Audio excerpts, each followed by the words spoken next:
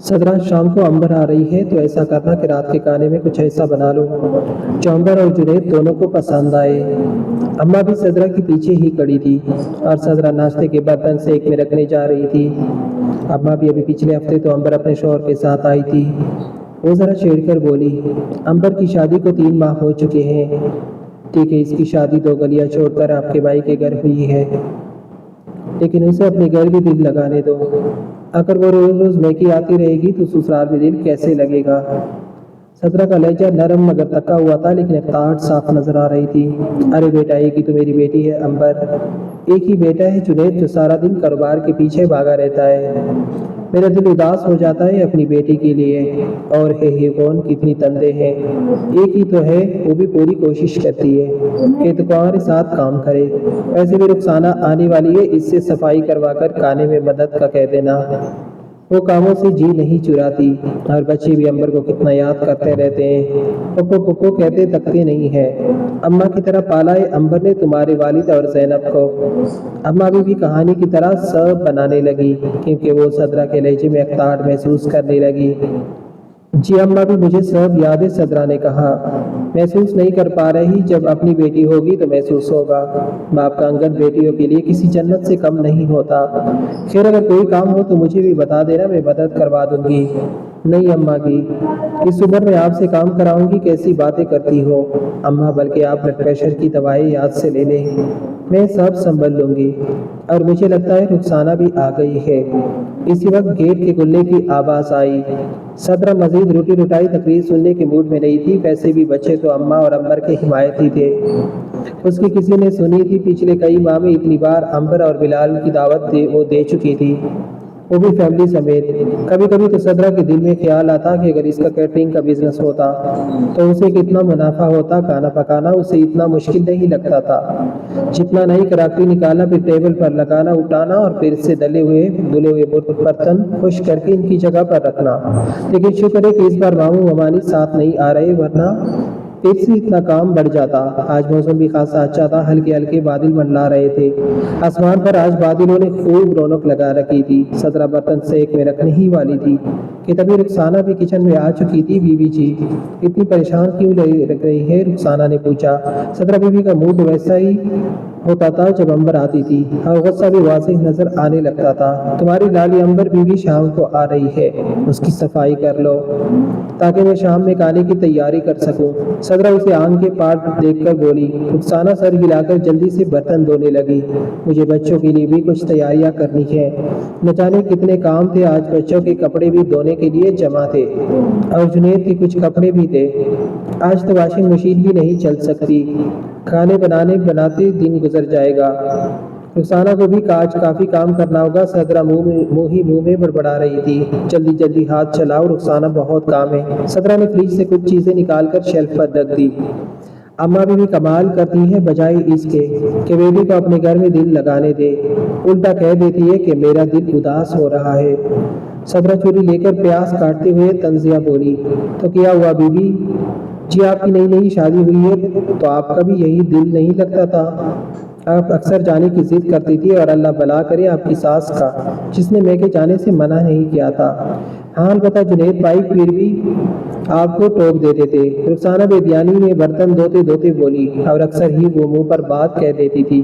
یہ اس کی عادت تھی۔ صدرہ کے ہاتھ پیاز کاٹتے کڑکنے لگے اور وہ چپ ہو گئی۔ گزرا ہوا وقت اچانک یاد آ گیا، وہ کیسے وہ ہر ہفتے ماں کے گھر جانے کی ضد کرتی تھی کہ اماں ان سے یاد کرتی ہے اور اس کے بغیر دل نہیں لگتا، لیکن پھر بھی بھائیوں کی شادیاں ہو گئی، گھر پر بھائیوں کا راج ہو گیا، اور اب بابا کے جانے کے بعد گھر ویران سا لگنے لگا تھا۔ البتہ وہ ماں سے اکثر فون پر بات کرتی رہتی تھی، لیکن بھابیاں اسے وہاں دے کر منہ بناتی تھی، شاید اس کا وہاں آنا اچھا نہیں لگتا تھا۔ اور جب صدرہ کو بھی ان کے رویے چبھنے لگے تو بس ماں سے ملنے چند گھڑی کے لیے عید کی عید کی شب رات کو چلی جاتی، لیکن بھائی اور بھابھیوں کے رویوں کا افسوس اسے ضرور ہوتا۔ شاید یہی رویہ وہ اب عنبر کے ساتھ اپنا رہی تھی، اور اسے علم ہی نہیں ہو رہا تھا یا دل کا غبار تھا جو کسی پر نکالنا چاہتی تھی۔ دوپہر کے وقت اماں اپنے کمرے میں لیٹی آرام کر رہی تھی۔ بچوں کے اسکول سے آنے کا وقت ہو چکا تھا، اور وہ اسکول سے آنے کے بعد سب سے پہلے اپنی دادی اماں سے ملنے جاتے تھے۔ کمرہ نیم تاریکی میں ڈوبا ہوا تھا۔ ہاجرہ بھی گہری سوچوں میں کم تھی۔ نہ جانے آج کل کے بچے رشتوں کو قبول کیوں نہیں کرتے، ایک دوسرے کو برداشت کیوں نہیں کرتے۔ ایک ہی تو میری بیٹی ہے اور ایک بیٹا، اور کتنے لاڈ سے پالا ہے۔ عنبر تو 15 سال کی تھی جب عنبر کے ابو دنیا سے رخصت ہو گئے۔ کیسے اس کے ماموں نے اس کو باپ کا پیار دیا، اور میرا اور میرے بچوں کا ساتھ دیا، اور آج صدرہ منہ بنا رہی ہے کہ وہ لوگ ہر بار ہی آتے ہیں۔ جنید کی تعلیم اور پھر کاروبار کے اخراجات کا بوجھ کیسے سلیم نے اتنے سال اٹھائے رکھا، اور پھر عنبر کا رشتہ بلال کے لیے مانگ کر میرے سارے بوجھ ہلکے کر دیے۔ تو آج میں اتنے احسان کرنے والوں کو اچھا کھلا نہیں سکتی، اس لیے کہ میری بہو کو ان کا روز بروزانہ پسند نہیں ہے، یا میری بوڑھی ہڈیوں میں جان نہیں رہی۔ نہیں، ایسا نہیں ہو سکتا کہ کوئی مہمان میرے گھر آئے اور بھوکا ہی واپس چلا جائے۔ تبھی بچوں کے گھر میں داخل ہوتے شور سے ہاجرہ کی سوچوں کا دائرہ ٹوٹ گیا، اور ولید اور زینب دادی کے ساتھ چیک اپ گئے۔ ہاجرہ نے دونوں بچوں کے ماتھے پر پیار کیا تو انہیں ٹھنڈک کا احساس ہوا۔ دادو، آج ہم خوب مزے کریں گے، آج پھوپھو آ رہی ہے، اور شام کو پھوپھو کے ہاتھوں سے بنے ہوئے فرائض بھی کھائیں گے۔ زینب نے جوش سے کہا، ہاں میرے بیٹا، کیوں نہیں۔ اب آپ دونوں چینج کر لو، میں ذرا نماز ادا کرتی ہوں، پھر ساتھ میں کھیلیں گے۔ بچے دوڑتے ہوئے اپنے کمرے کی طرف چل پڑے۔ ہاجرہ بھی پھر سے سوچنے لگی کہ بچے اتنے خوش کیوں تھے۔ شاید انہیں کھانا پکانا نہیں پڑتا، اس لیے وہ پھر سے بلا وجہ کی سوچ میں بیٹھ گئی۔ لیکن جب نماز کا خیال آیا تو ساری سوچیں جھٹک کر اٹھ کھڑی ہوئی۔ بلال عنبر کو چھوڑ کر کسی کام کے سلسلے میں جا چکا تھا۔ گھر میں عنبر کے آنے کے بعد خوب رونق تھی۔ ولید اور زینب عنبر کے ارد گرد لاڈ لا رہے تھے۔ پپو، موسم اچھا ہے نا، تو آپ بھی ہمیں فرائض بنا دے، ایسا نہ ہو کہ بادل پھر سے چلے جائے۔ 12 سالہ ولید کی فرمائش پر غیر جٹ سے اٹھ کر کچن کی طرف چلی گئی۔ البتہ عنبر کو آج صدرہ کا رویہ روکا روکا سا لگ رہا تھا، جیسے کہ وہ اس کے آنے سے ناخوش ہو۔ بھابھی، میں بچوں کے لیے فرائض بنانے لگی ہوں، آپ کھائیں گے؟ عنبر نے مسکرا کر صدرہ سے پوچھا، جو کراکری صاف کرنے میں مصروف تھی۔ عنبر نے لاکھ منع کیا کہ صدرہ تکلیف نہ کرے، اسے جنید کی باتوں کا خوف تھا، جسے بہن کی آمد میں کوئی کمی نظر آئے تو باتیں سنا دیتا۔ ارے نہیں بھائی، رات کے کھانے کی تیاری بھی کرنی ہے، اور پھر بھوک بند ہو جائے گی تو آدھی رات کو پھر سے بھوک لگ جائے گی۔ تم اور بچے کھاؤ، میں کچن سے فارغ ہوں گی تو فرصت ملے گی۔ صدرہ کا لہجہ بالکل روکا تھا۔ خیر، عنبر نے صرف بچوں کے لیے فرائض بنائے تھے۔ بچے اس کے ہاتھ میں سے بنے کرسپی فرائض شوق سے کھاتے تھے۔ جنید آج رات جلدی گھر آ گیا تھا۔ دسترخوان کو لوازمات سے سجا دیکھ کر اس کا دل خوش ہو گیا تھا۔ دراصل وہ خود کھانے کا شوقین تھا، عنبر تو بس ایک بہانہ تھا۔ بریانی لو عنبر، اور تمہارا فیورٹ دم والا قیمہ صدرہ نے خاص تمہارے لیے بنایا ہے۔ جنید نے بولتے ہوئے عنبر کی طرف دیکھا تو وہ مسکرانے لگی۔ جی خاص میرے لیے پھپھو، اب تو آپ کچھ دن ہمارے ساتھ رہیے، جلدی نہ جائیے پچھلی بار کی طرح۔ زینب کی آنکھوں میں سوال پوچھتے ہوئے امید کی کرن تھی۔ بیٹا، پھپھو کی اب شادی ہو چکی ہے، اب وہ پرائی ہو چکی ہے، اور وہی ان کا اصل گھر ہے جہاں ان کا شوہر ہے۔ اس سے پہلے عنبر کچھ کہتی، صدرہ نے فوراً سب کو مزید کچھ کہنے سے روک دیا۔ لیکن بچے کہاں چپ رہتے ہیں۔ مما جی، میری شادی ہو جائے گی، میں بھی پرائی ہو جاؤں گی۔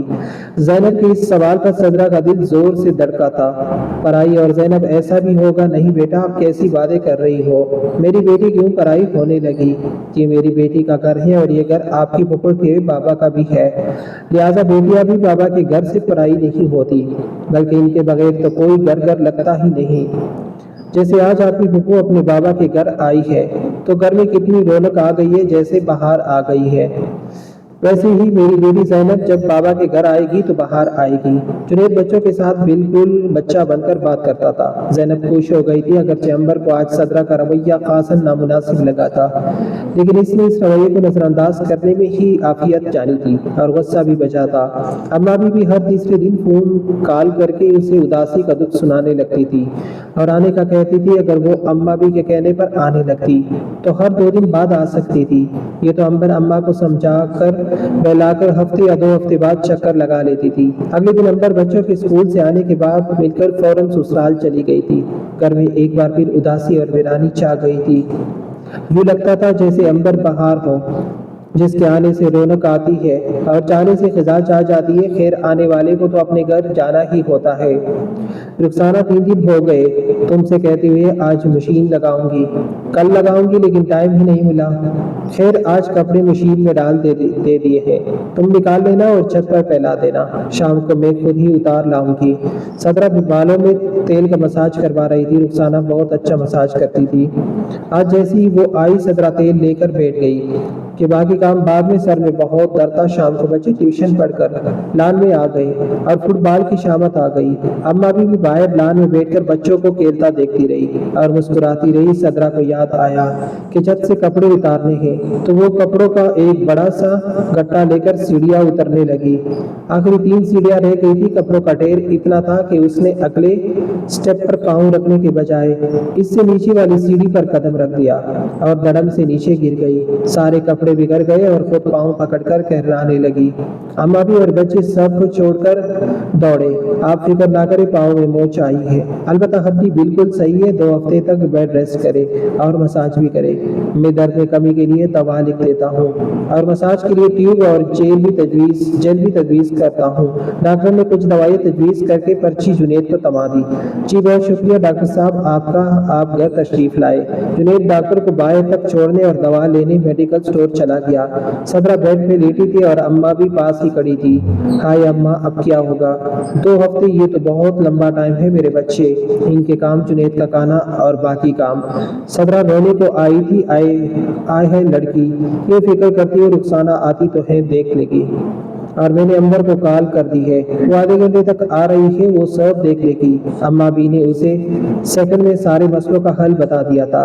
صدرہ بکلا کر بولی، ہاں ٹھیک، آپ بلا لیں امبر کو، میرے بچے بیچارے کیا کریں گے؟ 100 کام ہوتے ہیں۔ صدرہ کو اس وقت امبر کی آمد نعمت سے کم نہیں لگ رہی تھی۔ ہاں بھائی، آ رہی ہے، وہ تمہارے پاؤں کا سن کر بہت پریشان ہو گئی تھی، اور مشکل وقت میں اپنے ہی تو کام آتے ہیں۔ اچھا چلو تم آرام کرو، میں تمہارے لیے ہلدی والا دودھ لے کر آتی ہوں۔